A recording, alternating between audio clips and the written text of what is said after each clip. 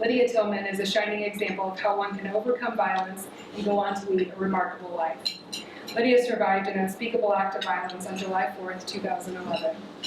She bravely escaped her burning home after suffering a brutal sexual assault, severe physical violence, and arson. Because of Lydia's strength, the perpetrator was apprehended and brought to justice.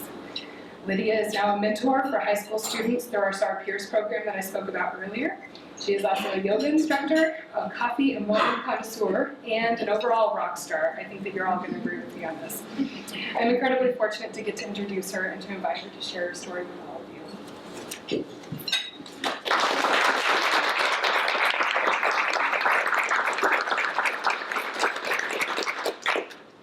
Hi.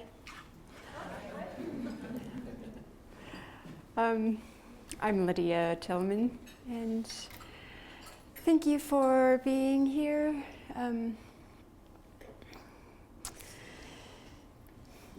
My speech is a little slow sometimes, but I like to say deliberate. So just relax, and you will get used to the pace and have fun. If some of the information I will talk about, it's rough, but I will try to make you laugh also. So I want to dedicate this speech to Sue Webster and Kenya memories. Both are not here anymore. We'll talk about that later. So, now I want to give you a little history about myself before we get into the middle meat of the story. So I moved to New York in 2005. I moved for a guy, but ended up wine kept me there. I studied and worked with wine until I landed a job as the wine director of Casamono, one of Mario Baltali's, the Spanish restaurant. Not an easy task. The New York City wine business is really competitive, and you have to know your stuff or fake it. Have the confidence to fake it. I think I used both. This is Casamono brought me to Spain twice through work.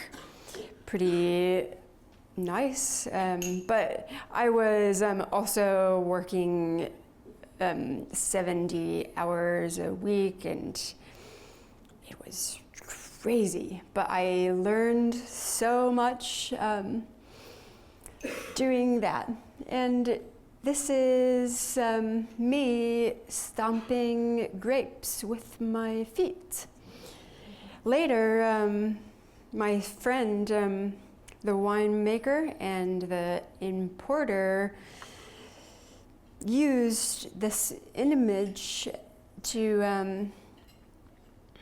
as a wine label and donate donated all the wine as a fundraiser. Pretty cool. I have many friends and people who love me. Then I decided I had enough of the city. It's crazy, busy. So chasing a dream to make wine in Spain, I tried to get a visa to work in Spain. But because of the Spain's economy, I wasn't able to get it. So the ever-determined person I am, I decided to travel to South America to learn Spanish while I was waiting for Spain's economy to recover. That never happened, obviously. So this is me volunteering in Peru. I was almost fluent, and I learned so much and had so much fun. It's weird because it's learning another language is sort of similar to relearning how to speak your mother tongue. Not in that the brain gets really tired learning a new language. So I had some experience that with that. So after 1 year of traveling in South America, I again tried to get a visa to Spain. Again, I failed. So I decided to move back to Colorado. Oh, I'm from Colorado. My dad was recently diagnosed with cancer. So one of the reasons I moved back was to take care of him. Ended up quite the opposite. Dad is fine. He beat it. But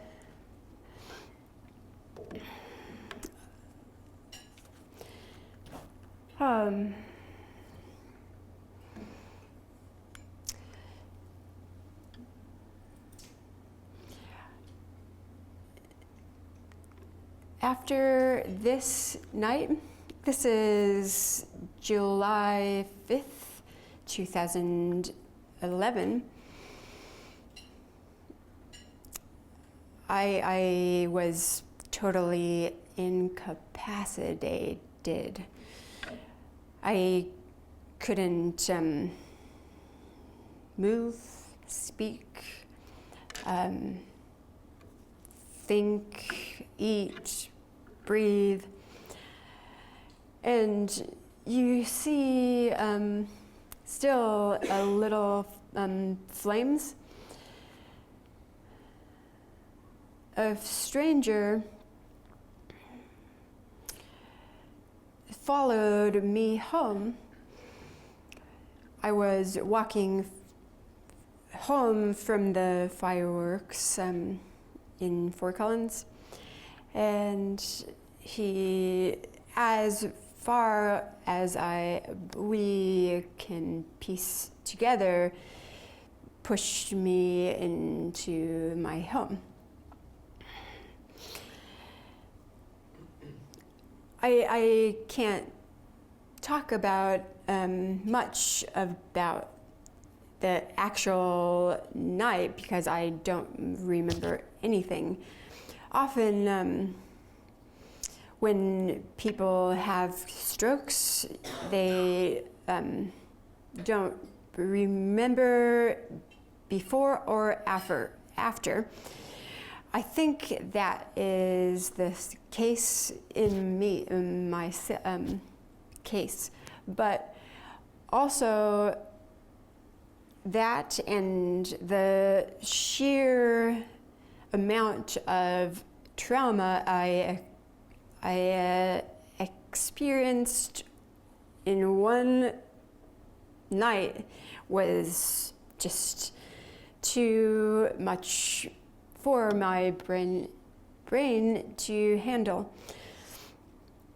But it's somewhere in there. So what followed was a brutal attack, rape. He tried to kill me. The only reason why he didn't is because of my strength and will. I think when he set this fire, I think he thought I was dead.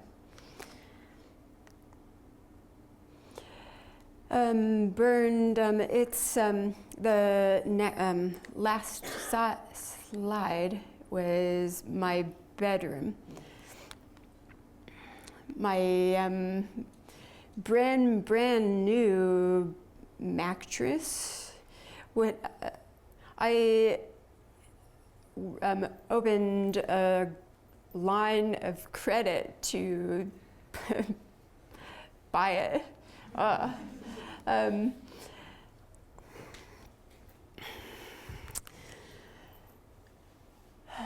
So,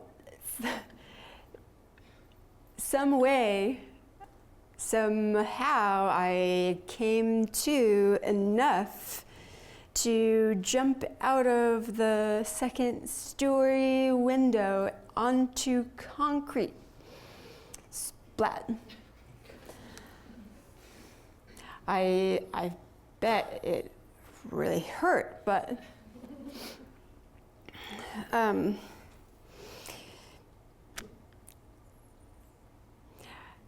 I was saving myself, my life. This is, it's time to look at me when I arrived at MCR. This is before the stroke. I won't stick here long, but he strangled me enough to cause my carotid artery to dissect, causing a clot to form. Later, right after this, I had a massive stroke. Enough. This is the list of my injuries. Jacqueline, who is here, said my injuries were closer to a high-speed car accident without a seatbelt than a assault. I think one thing is missing. This is pointer. This is the stroke, but what is missing is the brain bleed on the right side. I saw the scan. Both sides of the brain were injured, but only from jumping out of the window, only the broken wrist and I think my thumb. So by the time my family got to me, I think because of the blood thinners and I swelled up like a balloon and it was all blue. So the only thing recognizable on me was my tattoo.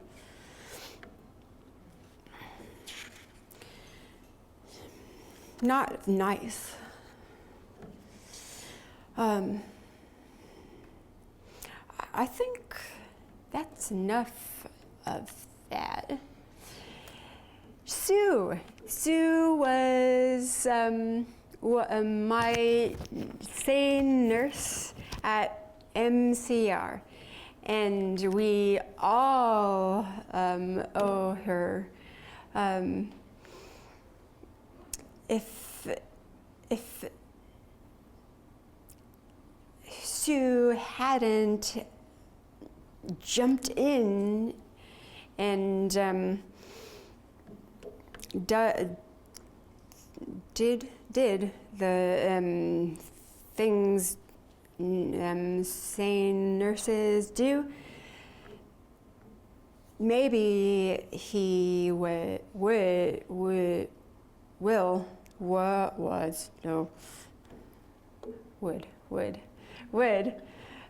be still out there. It's a pretty scary thought. I won't forget the email Jacqueline sent to me. I didn't know what a sane nurse was, and I didn't know Jacqueline very well, and my brain was really injured. I was reading, and the all caps sane. I thought every other nurse in the hospital was insane, or I didn't know.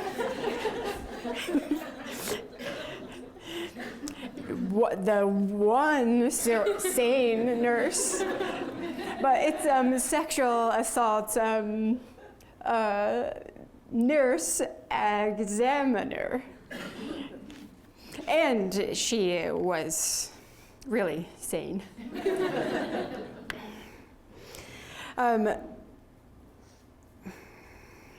every hospital should have a sane program, but shortly after Sue got done with me, I flew to University Hospital in Denver, and they don't have the sane program. So I want to stop here and just as I think every hospital should have a sane program. Every town should have a SAVA. So I will describe what I do for SAVA. The START Peers program is I'm mostly a fly on the wall. I'm only in the classroom to mentor. If students have a question that the peers can't answer, or peers could ask me, but mostly peers do it all. And I think that's why we all are here today. The START program is so powerful.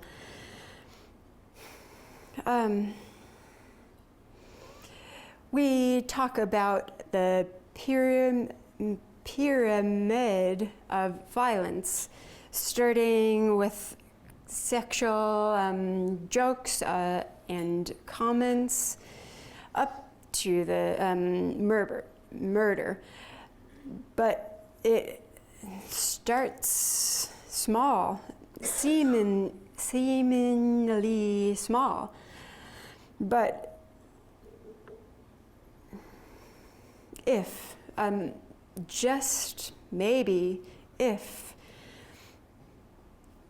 START Peers program was in existence when we were in high school or middle school, just maybe a peer would have got through to him. But that's the past. But I really strongly believe in the prevention program and supporting other survivors. Back to the show. About July 8th, I look better already. This thing was measuring the pressure on my brain. I was in a coma for 5 weeks. And when I woke up, I was non-speaking. So this July 4th,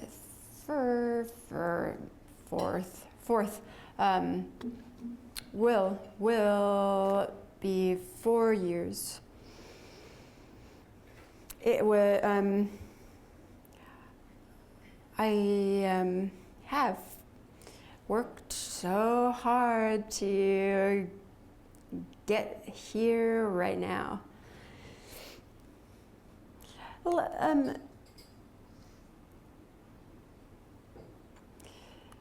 I'm still recovering, but as Bridget says, the owner of 2 Bikram studios, one right here in Greeley, and my home studio in Fort Collins.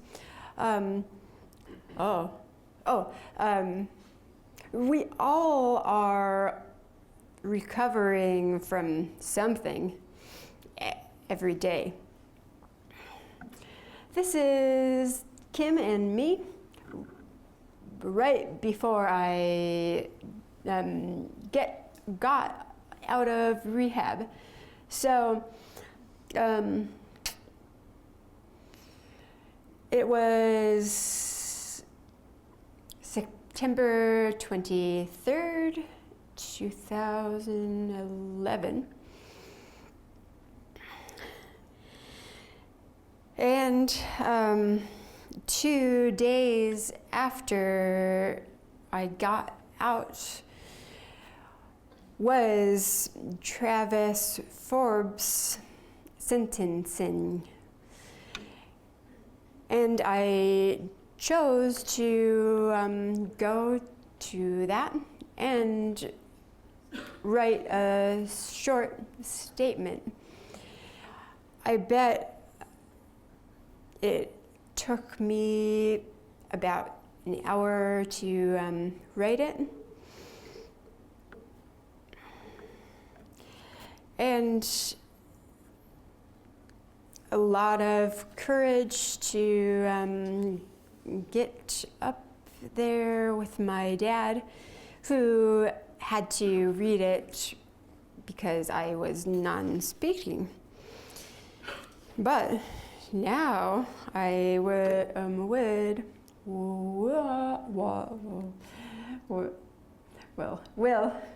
read the statement.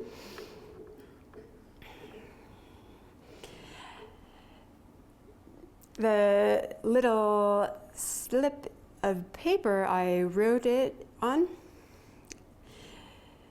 says him. I didn't even know his name. Him. You caused me no harm. My spirit, my soul, my mind remain untouched. May you find peace in this life. And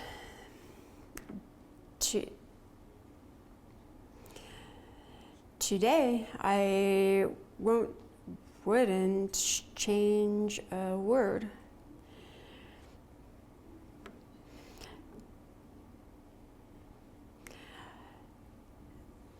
Even though I don't remember jumping out of the window, I know love saved my life. That and ovaries of steel. But mostly love. Love of myself. Love of this life.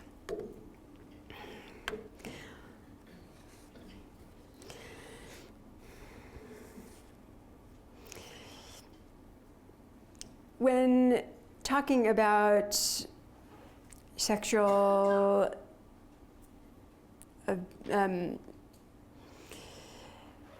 assault prevention, or just in general life, comes down to a matter of choice. Do you want to live in love or fear? I choose love continuously. I have to remind myself constantly, and the people I surround myself have to remind me also. I found the Bikram Yoga Studio about 18 months after the attack. And since then,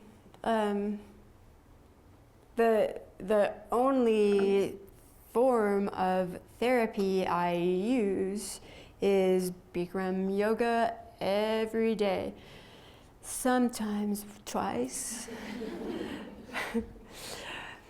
But last year I decided to go for the scholarship, and I won it, and I'm now a Bikram Yoga teacher also. This is me right before the training, and this is me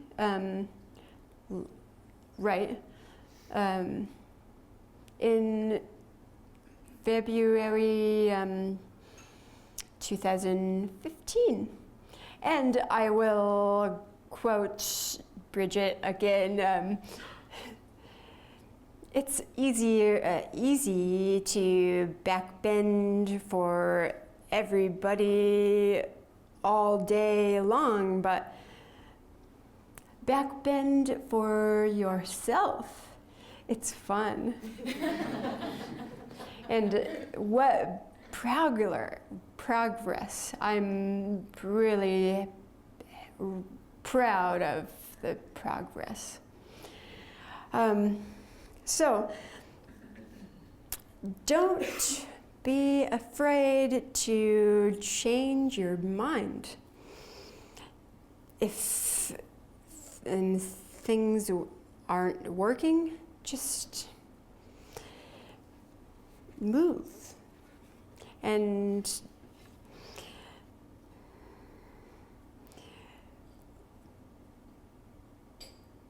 if the choice you made doesn't work anymore, change your mind again.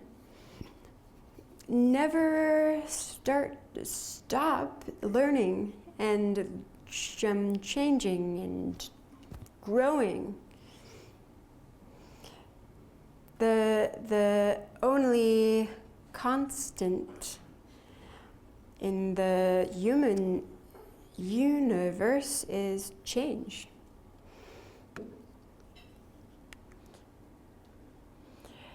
Back standing bow pulling pose. Pretty proud of that, but head on straight, and it's a practice. Like love, you have to remember to love first yourself, and then the more you love yourself, the more you create room for space inside to love others. This is present time. I recently took a trip, my first overseas trip since the stroke and the attack, it was huge for me. Partly because it reminded me of all I lost. I won't ever get the souvenirs from my travels back, but also it reminded me of how far I've come. Little monkey sitting on my arm. So just move and love, and you will be fine.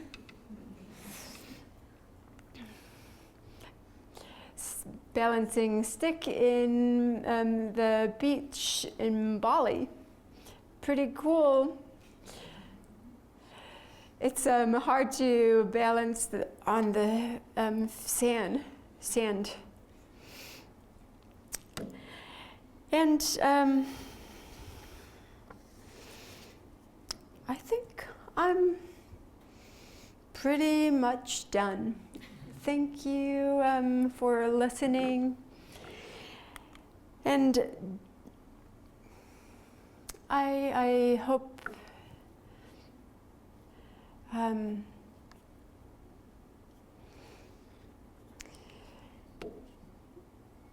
you give some way, any way.